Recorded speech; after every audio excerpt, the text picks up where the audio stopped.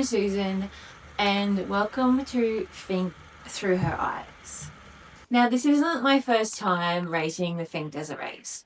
I've raced it 3 times. I raced my first time in 21, and that was just to tick it off the bucket list. Then I did my second Finke Desert Race in 23, and I said that this was going to be the last time I ever did this race. Well, I lied. I went back in 25 with a bit of a different mindset. Not just do it for fun, not just to finish it. I was there to prove a point. I was going to try my hardest. And I did. It definitely wasn't my year, but it showed that my training that I did was working. I started in 7th in prologue in the ladies the first day. Somehow, miraculously, I got a whole shot. I had a clear run, no dust. There was dust, but in my grid. I just started charging, picking one person off, picking another person off, picking another person off, and then I passed a couple of girls, and I was like, oh, maybe I'm 5th. I got to the other end, and my friend was like, do you know what number you placed? 3rd. Yeah. I'm 3rd at the Finke Desert Race in the women's class. Wild. What? So I was 3rd, and I was so ecstatic about this. On the day home, it sort of all changed. I was about 150 k's from Alice Springs, and my tyre come off the bead. So I was riding, and my tyre was just like flapping along as I was going along. I was still fairly well sending it because I won 3rd, but it was just half like rolling around the whole time. It was an absolute mission. I do not know how I did not stack it. I was doing club fuel. I went into everyone, and they're like, oh, the tyre doesn't look very good. I was like, oh, it doesn't. They're like, oh, well, I've got this far. You just keep going. Got to the last club fuel at 60 k's, and this guy's like, how long have you been up for? I'm like, since the 150. He's like, you've got this. You've got this. Like, if it's lasted that long, it'll last another 60 k's. 45 k's, my tyre literally exploded. Took the back fender out, hit me in the back the first time, and then whacked me in the side the second time and broke my ribs. It ended up, I had to take the bit that was still connected to it off the rim lock. Luckily, I had a Leatherman in my bag, and I just could undo the rim lock and get the rest of the tyre off. And then I rode 45 k's on a rim in sand dunes and soft sand, and that's not fun because you have no traction, and it took a lot of momentum just to get up the sand dunes. But I made it.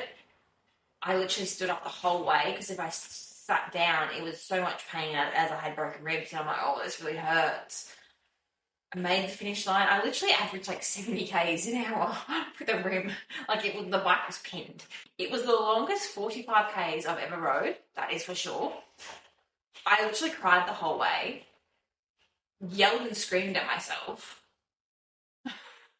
But you know what the best thing was? The people on the side of the track, because you could hear it. You could hear it from a mile away. It was very loud. People would run to the side of the track and cheer and scream, and that sort of got me home. The people yelling and screaming and cheering and waving and getting me home. I made it home. I got there, and I literally sat in the chutes at the Finke, and my best friend's looked across at me, and she's like, what are you doing? You just sit on your bike. And I was like, oh, I can't get off. I was in so much pain. My side was, I couldn't breathe. Then the officials took me to the side, and then my friend and some random come and took me to the medical tent.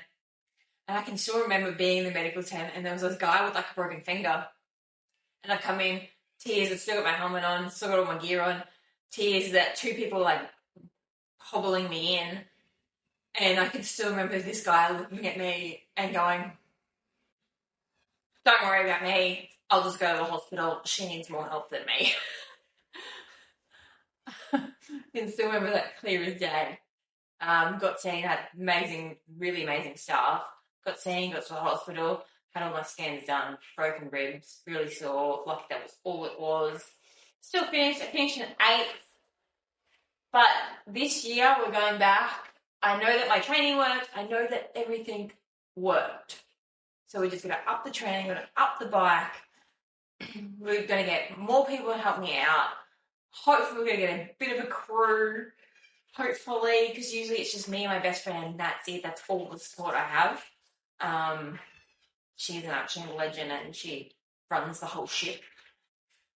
I just ride, and she looks after me. But yeah, this year is going to be a comeback. It's going to be a full send comeback. We're going for the podium. It's going to be a massive year. Like, there's like 750 riders. Like, it is absolutely crazy. There's like 41 girls nominated. I've never rode with 41 girls before on a grid. Never. Like, that is wild. So many women. That's absolutely awesome. It's going to be some tough competition, that's for sure. There is some queens of the desert reappearing, so it's not going to be easy, that's for sure. But hopefully on the podium, I will be happy with the top 5, but I am gunning for a podium, that is for sure. So this series, I basically want to show the process, show the real, the raw, the everything that goes in to doing things. Because a lot of people do this, but it's just a highlight reel. And I'm not about highlight reels at all. I hate highlight reels. I hate social media for everyone just putting highlight reels. If you see my social media, I'm like crying. I'm, telling you how broke I am. Because this event is a lot of money. Like, it's 10 plus, 15 plus grand just to ride this event. There's so much traveling. There's so much stuff that you need to do. So much money, parts, bikes are not cheap. On the journey, this is Finke Through Her Eyes.